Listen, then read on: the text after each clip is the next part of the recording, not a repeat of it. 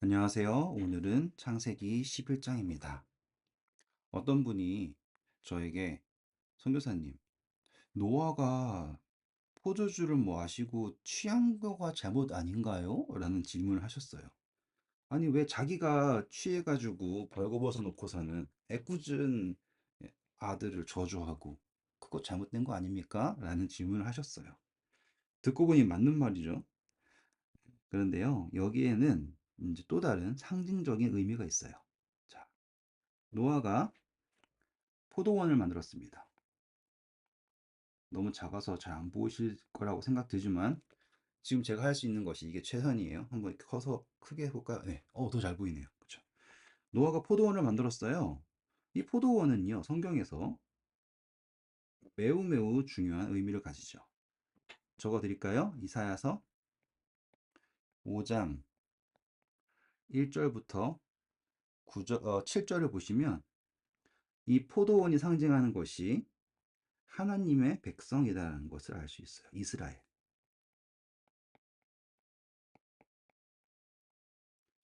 어, 그러면 이제 우리 여기 노아에다가 하나님을 적어볼까요?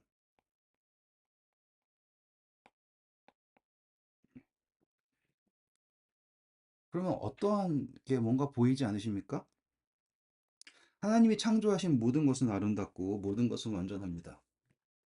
그런데 어쩌다 보니 누가 하나님 얼굴에 먹칠해요? 그럼 이해되시나요? 네. 하나님께서 자기의 형상을 두고 자기의 모든 것을 둔 그분의 백성이 하나님의 얼굴에 먹칠을 합니다. 저는 이 이야기를 이렇게 이해하려고 노력한 거죠. 그렇죠? 묵상이에요. 노아에게 어떠한 치부가 있을까요? 치부가 없겠죠. 그런데 유일하게 드러난 치부가 뭐였냐면 바로 자신이 일군 포도원에서 나온 포도주를 마셨고 그것이 그에게 치부가 되었다. 이 정도로 생각하면 어떨까요? 그리고 함은 그것을 공격합니다. 반대로 이제 함을 사단으로 해볼까요? 그러면 조금 더 이해가 쉬워지지 않을까요? 여기에서 함은 이렇게 하고 사단. 사단이 하나님을 흠잡을 수 있는 방법이 있을까요? 없겠죠, 그쵸? 욥의 이야기를 보시면 잘 알 수 있어요. 사단은 하나님을 직접 공격하지 못해요. 그래서 어떻게 하나님을 비꼽니까? 아, 하나님 왜 다른 사람들이랑 욥이랑 다르게 대해가지고 뭐 이렇게 하잖아요. 네, 이 정도로 할게요. 저는 이 이야기를 이렇게 묵상했고 이렇게 묵상하니까 조금 이해가 쉬웠습니다. 이 정도로 넘어가겠습니다. 그러니 노아가 취해놓고서는 아들 욕했다. 그렇게 생각하지 말아주세요. 감사합니다. 다시 이제 11장 들어가야죠. 11장 1절입니다. 온 땅에 언어가 하나고, 아이고, 온 땅에 언어가 하나고요. 말이 하나다. 이상하지 않습니까? 같은 말 반복하죠. 언어가 하나고 말이 하나다.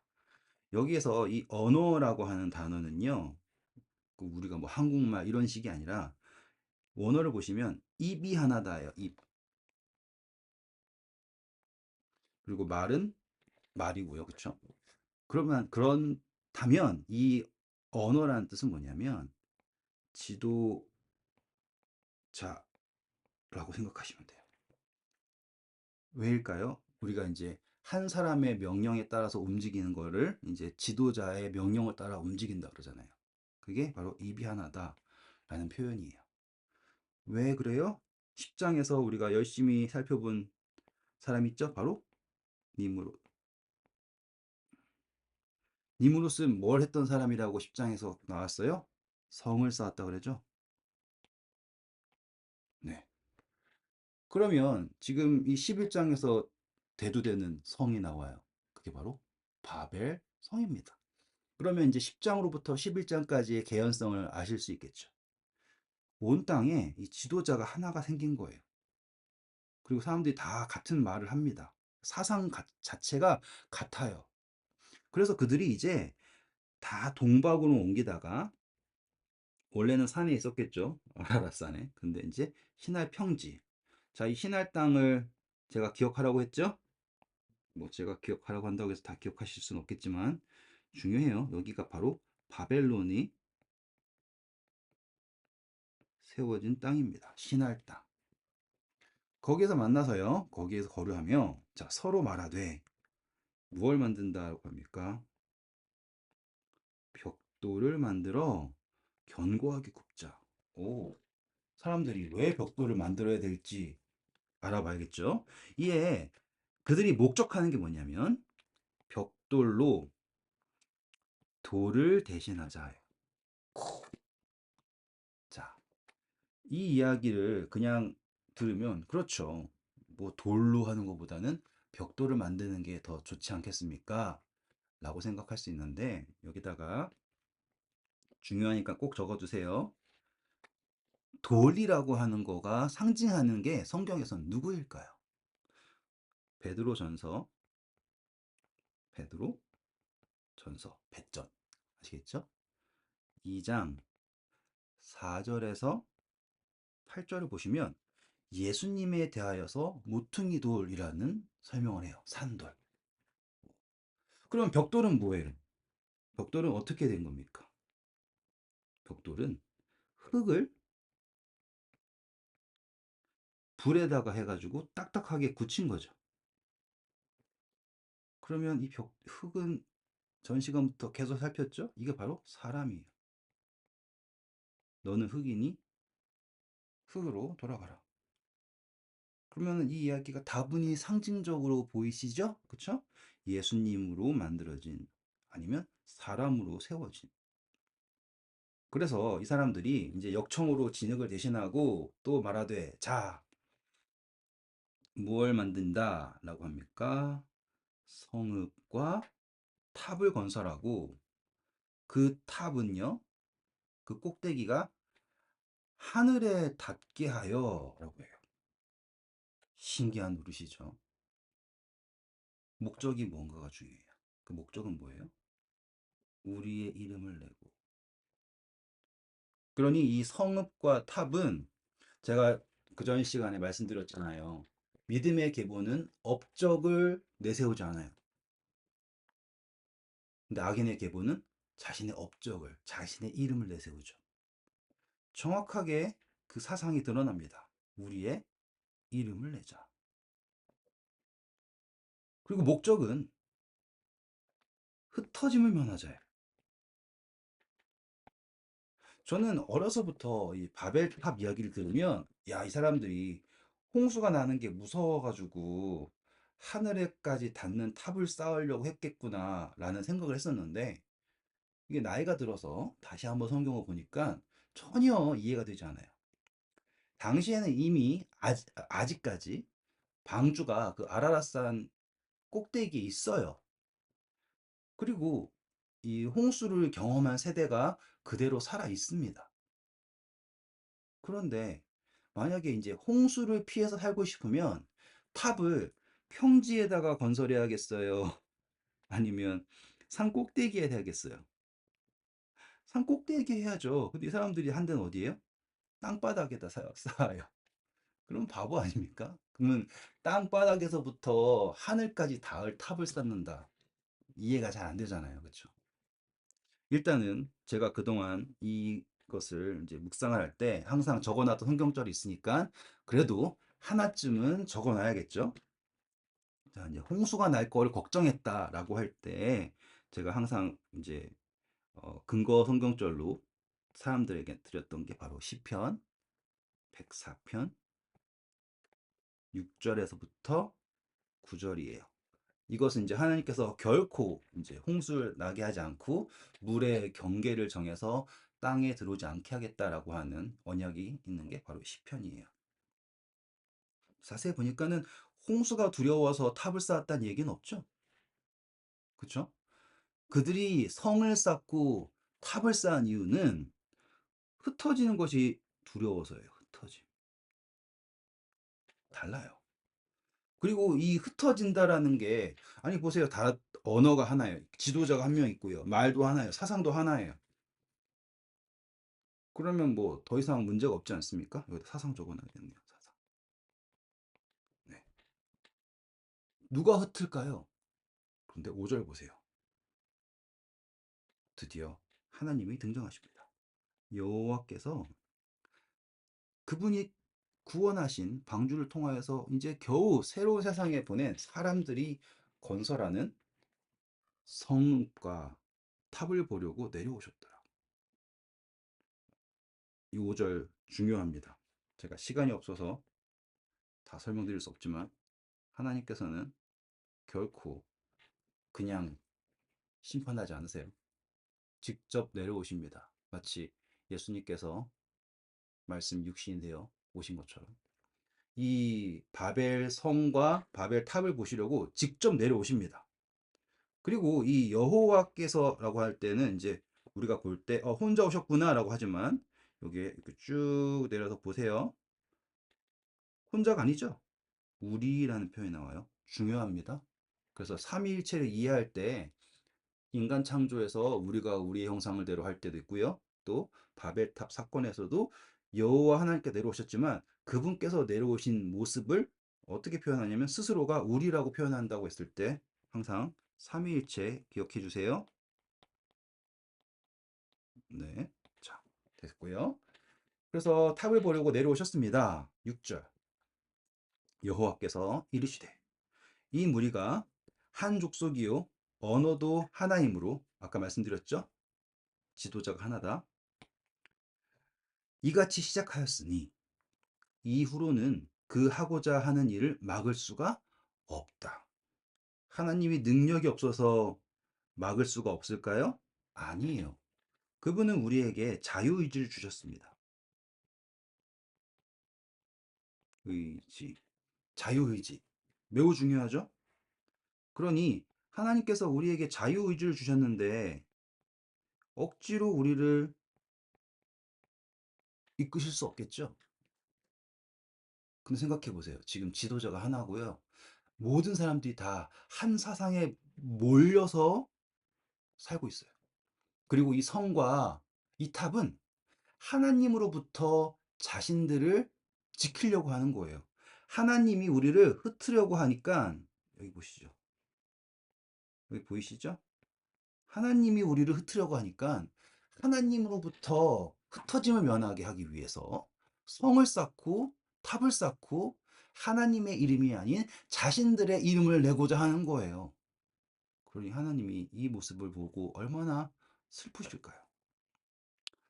그래서 이제 하나님께서는 그 해결점으로 언어를 혼잡하게 하는 거예요. 그래서 제가 영어를 잘했으면 좋겠는데 아직도 떠듬떠듬 거리는 거 보면 왜 응? 사람들이 네. 이제 영적으로 이 의미를 이해하실 수 있겠죠? 그래서 하나님이 하신 게 뭐냐? 언어를 혼잡하게 하고 그들이 서로 하나가 되지 못하게 하는 거예요. 서로 알아듣지 못하게 하자. 그래서 여호와께서 거기서 그들을 온 지면에 흩으셨다. 흩으셨으므로 그들이 그 도시를 건설하기를 그쳤더라. 어떤 일이 일어난 거예요? 잘 보세요. 사람들이 어디로부터 나오냐면 그 성의 이름이 뭐라고요? 바벨이에요, 바벨. 오, 계시록에 보면 어디서부터 나오라 그래요? 바벨론에서부터 나오라 그러죠. 그래서 나와라. 흩으셨다. 바벨론에서 나와라. 보이십니까? 지금 창세기에 있는 이야기가 그냥 나오는 게 아니라는 걸 아시겠죠? 언어가 달라졌어요. 새 천사의 기별이라고 아세요? 계시록에 있는 거? 천사가 나와가지고 말을 하잖아요. 그쵸? 네. 너무 멀리 가진 않겠습니다. 그러므로 그 이름을 바벨이라 하니 이는 여호와께서 거기서 온 땅의 언어를 혼잡하게 하셨습니다. 그래서 바벨의 뜻은 혼잡이에요. 섞였다. 이렇게 하시면 되고요. 여호와께서 거기서 그들을 온 지면에 흩으셨더라. 재밌는 건 그 다음부터예요. 갑자기 이제 족보가 등장합니다. 아니 이게 무슨 이야기가 무슨 전 뒤집는 것처럼 팍팍 뒤집어지니까 헷갈리시죠? 그런데 모세의 입장에서 왜 이렇게 민족이 갈리고 왜 이렇게 언어가 달라졌는지를 꼭 설명했어야 되는 거예요. 그래서 이 부분을 착 하고 그리고 이제 자신의 백성들에 대한 이야기를 해야 되잖아요. 그 백성들의 라인이 어떤지를 이제 10절부터 설명하는 거예요. 셈의 족보는 이러하니 셈은 100세 곧 홍수 후 중요한 거예요. 이제 저희 숫자 계산할 거거든요. 한 번씩 따라와 보세요. 홍수 후 몇 년이요? 2년. 제가 숫자로 2 적을게요. 2년에 아르박삿을 낳았고 아르박삿을 낳은 후에 500년을 지내며 자녀를 낳았습니다. 오, 오래 살았네요. 그쵸? 아르박삿은 몇 세에 낳았다 그래요? 35세에 셀라를 낳았습니다. 그럼 2 더하기 35는 얼마일까요? 더해 보시는 거예요. 아시겠죠? 그렇게 하는 거예요. 공부는. 그리고 35세에 셀라를 낳았고요. 낳은 후에 403년을 지내며 자녀를 낳았고요. 셀라는 몇 세? 30세에 에벨을 낳았습니다. 30세. 그럼 여기까지 얼마입니까? 2 더하기 35 더하기 30은 67. 맞습니까? 맞을 거예요. 여기까지 정할게요. 67. 자, 그리고 다음으로 넘어갈게요. 그리고 에벨은 낳은 후에 403년을 지내며 자녀를 낳았고요. 여기 67 적을게 일단. 67. 자, 에벨은 몇 세예요? 34세에. 그러면 여기다가 34. 그러면은 벨렉을 낳았어요. 지난 시간에 벨렉을 낳았을 때 민족이 나뉘었다 그랬죠. 그러면 벨렉을 낳았을 때는 101. 보이십니까? 그러면 홍수 후에 101년 만에 바벨탑 짓고 난리치고 사는 이 사단이 난 거예요. 너무 빠르지 않아요? 저는 이 바벨탑 사건이 뭐 한 몇백 년 있다 있었던 일이라 생각했는데 불과 한 세대입니다. 불과 한 세대가 할 수 없겠죠. 불과 100년. 불과 100년 만에 니무롯이 등장하고 하나님을 배적하고 예? 노아가 눈 뜨고 버젓이 살아 있고 샘 눈 뜨고 살아 있어요. 다 살아 있단 말이에요. 그런데도 하나님을 대적하여서 성을 만들고 탑을 쌓고 하나님을 떠난 이 인류의 모습을 보며 하나님은 얼마나 슬프셨을까요? 자, 17절입니다. 벨렉을 낳은 후 430년을 지내며 자녀를 낳았으며 벨렉은 또 계속 따라 적으세요. 30세에 르를 낳았습니다. 지금부터는 그냥 덧셈을 다 할게요. 그러면은 131. 그리고 르운을 낳은 후에 209년을 지내며 자녀를 낳았으며 르운은 32세에 쑥을 낳았습니다. 32 더하기. 그러면 163. 맞습니까? 네.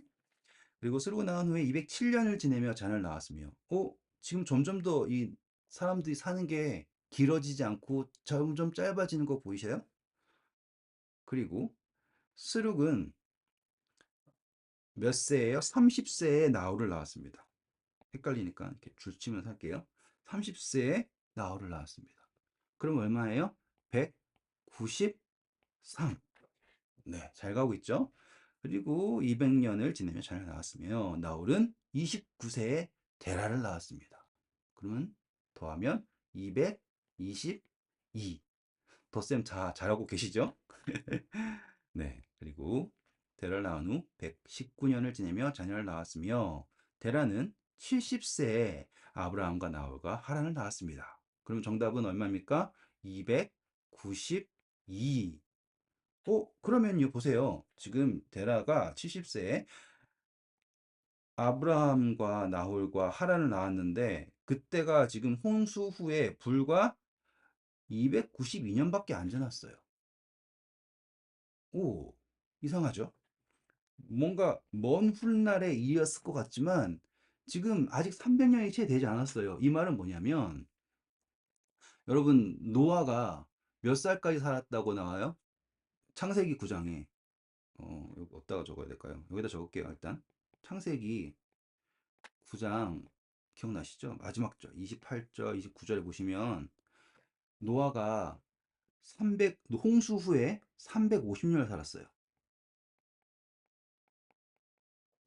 그래서 950세에 죽었잖아요. 그러니까 600년 때 홍수가 나고 그리고 350년을 더 살았단 말이에요. 그러면 지금 데라가 70세에 아브라함과 나홀과 하란을 낳았다라고 할 때는 292년이에요. 그럼 아직 몇 년 남았어요? 노아 할아버지가 돌아가시려면 58년이나 남았어요. 신기하지 않으십니까? 이렇게 나이를 계산하면 이렇게 재밌는 것들을 볼 수 있어요. 아니, 이게 무슨 소린가? 노아가 아직 살아있는데 어떻게 된 거죠? 한번 더 볼게요, 일단. 자, 28절부터 읽어보겠습니다. 하란은 그 아비 데라보다 먼저 고향 갈대아인의 우르에서 죽었대요. 아니, 이거 아니거든요. 27절. 데라의 족보는 이러하니, 그리고 갑자기 데라의 족보가 나와요. 왜냐하면 이제 아브라함을 조명해야 되기 때문이에요. 여러분, 믿음의 조상 아브라함이 등장하기 위한 배경입니다. 데라의 족보는 이러하니, 데라는 아브라함과 나홀과 하란을 낳고, 하란은 이제 중요한 사람이에요. 아브라함하고 싸운 사람이죠. 롯을 낳았으며, 하란은 그 아비 데라보다 먼저 고향 갈대아인의 우르에서 죽었습니다. 그러니 지금 부모보다 먼저 죽은 사람이 등장한 거예요. 슬픈 일이죠. 그래서 이 하란은 아마도 데라의 장남이었을 거예요. 그래서 여기 29절 보세요. 아브라함과 나홀이 장가들었으니 아브라함의 아내의 이름은 사레이며 나홀의 아내의 이름은 밀가니, 밀가가 하란의 딸이라고 나와요. 그렇죠? 그렇다라는 것은 하란의 딸과 나홀이 결혼할 정도면 하란이 첫째였다라는 것을 여러분들은 이렇게 추측할 수 있습니다. 여러분 26절에 뭐 아브라함이 먼저 나왔다고 해서 아브라함이 장자였다, 그렇게 생각하시면 안 돼요. 네. 그래서 하란은 밀가의 아버지이며 또 이스가의 아버지더라 라고 나와요. 이스가는 이름밖에 등장하지 않는 여자인데, 저는 제 묵상이에요. 정확한 거는 아직 잘 모르지만 아마도 사레의 다른 이름이 이스가가 아니었을까라고 생각하는 게 저의 묵상입니다. 그래야지 좀 이야기가 맞아 떨어지거든요. 넘어갈게요. 자, 그래서 사례는 임신하지 못한다. 이거는 뭐 중요하니까 쫙 자식이 없더라. 임신하지 못하니까 자식이 없겠지만, 네, 강조가 되고요. 그런 다음에 31절, 데라가 그 아들 아브람과 하란의 아들인 그의 손자 롯과 그의 며느리 아브라함의 아내 사레를 데리고 우르를 떠나 가나안 땅으로 가고자 하더니, 지금 이 여정을 이끈 사람이 누구인지가 중요해요. 누가 하고 있다고요? 데라. 왜 그랬을까요? 하란이 죽었거든요.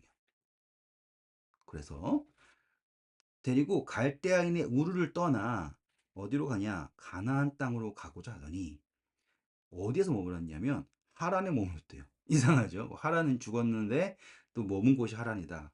저는 아마도 이 데라가 어느 지역에 정착하고 자기의 장자의 이름, 자기보다 먼저 죽은 장자의 이름을 따서 그 지역을 명명하지 않았을까라고 하는 묵상을 해봐요.